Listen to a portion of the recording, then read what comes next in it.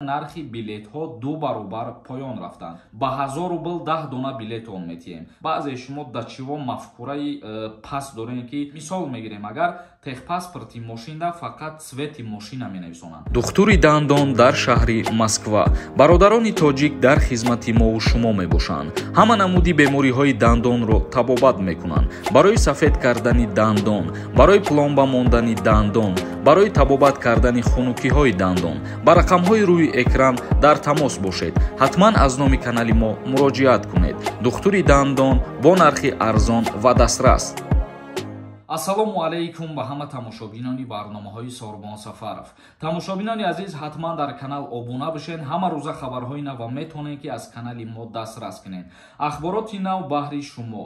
поён рафтани якбораи нархи чиптаҳои парвозӣ миёни ҷумҳурии Тоҷикистон ва Федератсияи Россия. дар моҳи октябр арзиши парвозҳо дар дохили Русия ва аз Федератсияи Русия ба кишварҳои Иттиҳоди давлатҳои мустақил хеле поён рафтааст. миёни ҷумҳурии Тоҷикистон ва Федератсияи Россия нархи билетҳо ду баробар поён рафтанд. яъне айни ҳол аз Федератсияи Россия ба ҷумҳурии Тоҷикистон билет аз 8000 рубл то 15000 рубл дар бар мегирад. ва гуфта мешавад ки пештар нархи билетҳо аз Федератсияи Россия ба ҷумҳурии Тоҷикистон аз 24000 рубл то 40000 рублро дар бар мегирифт. ва гуфта мешавад ки аз ҷумҳурии Тоҷикистон ба Федератсияи Россия низ нархи билет аз 1800 сомон то 2200 сомона дар бар мегирад. тамошобинони азиз, ин буд як камтарак маълумот оиди нарху навои билетҳо дар моҳи октябр хела арзон шидагиай. ва мегзарем ба қисми хондани комментарияҳо. дар ҳамин ҷа як чиза қайд кардан мегзарам. бо диққат гӯш кунед. чихеле ки медонед дар канали ма конкурси нав сар шидагиай. ҳозираш за 4 рӯз шидай ки мо билет фурӯхтесем. имрӯз як аксияи дига сар метиҳем. касое ки мехоҳанд билет бихаранд аз конкурси мо ба 1000 рубл 10 дона билет он метиҳем. барои билет харидан инами картаи Сбербанк да сумтона партоен. ин карта ба номи Мунис Хуршедович мебошад. ва ногуфта намона ки 3500 дона билет дора конкурси мо. шумораи бисёр будани билет аз сабабе мебошад ки мо бисёр аксия мекунем. чектона метонед ки дар инами рақамҳо WhatsApp дароӣ кунед. конкурс ҳамагӣ 31 дона приз дора. шанси бурд кардани шумо зиёд мебошад.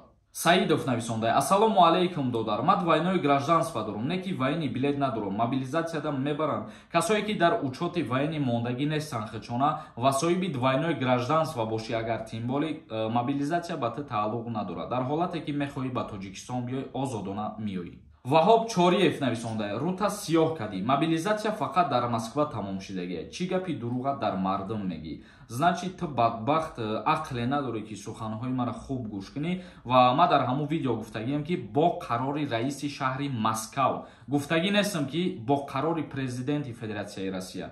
баъзе шумо да чиво мафкураи паст дорем ки ақлтон намегира ки сухани одама хуб дарк кунем.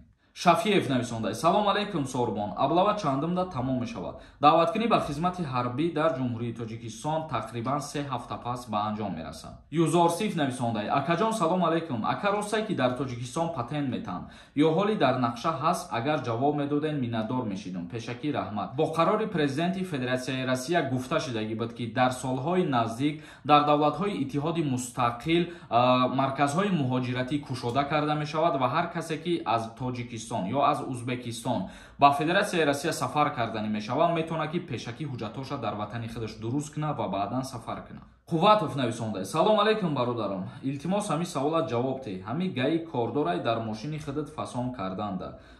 наклейка дига коро фасон мекунӣ. дар ҷумҳурии Тоҷикистон мумкин нест. мисол мегирем, агар техпаспорти мошинда фақат цвети мошина менависонанд. вақте ки ними мошина наклейкаи военӣ мезанӣ, ними дигаша дигар наклейка мезанӣ, баъд номаълум мешавад ки дар техпаспорт чӣ бинависонанд.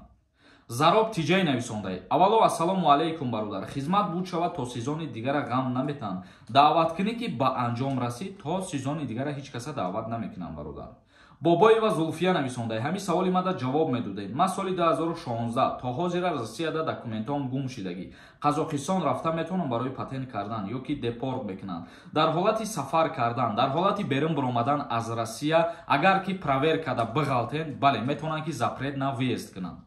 Алиев нависондай: салом, барои чӣ 27 солара қапидан 3 рӯз раҳш гирифтам, баъд ҷавобш доданд. 27 солара қапидан мумкин нест ва даъват карданам мумкин нест ба хизмати ҳарбӣ. гап сари ин мерава ки те дар анҷа худа нависондаи ки ҷавобш додиянд. Мумкин ягон ҳуҷҷати тасдиқкунандаша пешниҳод кардагӣ набудай, ба ҳамин хотир 3 рӯз пас ҷавобш додиянд. Расул Саидов нависонда: салом алейкум ака, ҳамин хизмат кругли год шидай меган. Ҳамин гап хабар роста ё ки не? Хизмат яъне ки аблава кругли год шидагӣ нестай. Танҳо вақтҳои ба қайдгирӣ мебоша, ба комиссариятҳои ҳарбӣ даъват мекунанд ва шаҳрвандора ба қайд мегиранд. Тамом. Эшматов нависонда: салом алейкум ака, агар академира ва санавид кини аблава мебара, муҳлати академид агар буд шидагӣ боша ва ба донишгоҳ ҳозир нашаид, ты аллакай донишҷӯ ҳисоб намехӯрӣ. Вале дар муҳлати академически агар ты биёи баъд ба анҷом раса ва донишгоҳта идома битӣ, донишҷӯ ба ҳисоб меравӣ ва ба хизмат даъват намешавӣ. Азизҷон нависонда: салом бародар, агар вайни билети офитсер запас дошта бошӣ, ба РФ бирай, бе ризогии худи шаҳрванди ҷумҳурии Тоҷикистон ба армияи Украина мебаранд ё не? Пешакӣ раҳмат ба шумо. Дар ҳолате ки ты дар ҷумҳурии Тоҷикистон хизмат кардагӣ ва шаҳрвандии Россияра надорӣ, тыра ба уҷа сафарбар наметунанд. Шаропова нависонда: ассалому алейкум, барои чӣ рақамҳои рӯи экран кор намекунанд? Рақамҳое ки мо дар видеоҳомон мегем, дар рақамҳо абсолютно занг назанед. Танҳо метавонед ки дар ватсапҳошон бинависонед, ҳамсуҳбат бишед. Тамом. Як каси дигар нависонда: чӣ мешавад ки ин қадар дурӯғ нанависӣ? Амарам гуфтанием ки чӣ мешавад баъзе шумо ақлтона хуб кор бифармонед, суханҳои мора, номи барномаҳои мора хуб бифаҳмед, дарк кунед. Алиев нависонда: салом алейкум ака, соҳиби ду фарзанд бошӣ, хизмат мебаранд ё ки не? Пешакӣ раҳмат.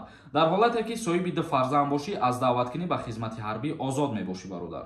тамошобинони азиз, ба ҳамин барномаи имрӯзара ҷамъбаст мекунем. То барномаҳои дигар, худованд ҳамаи мо шуморо нигаҳбон бошад.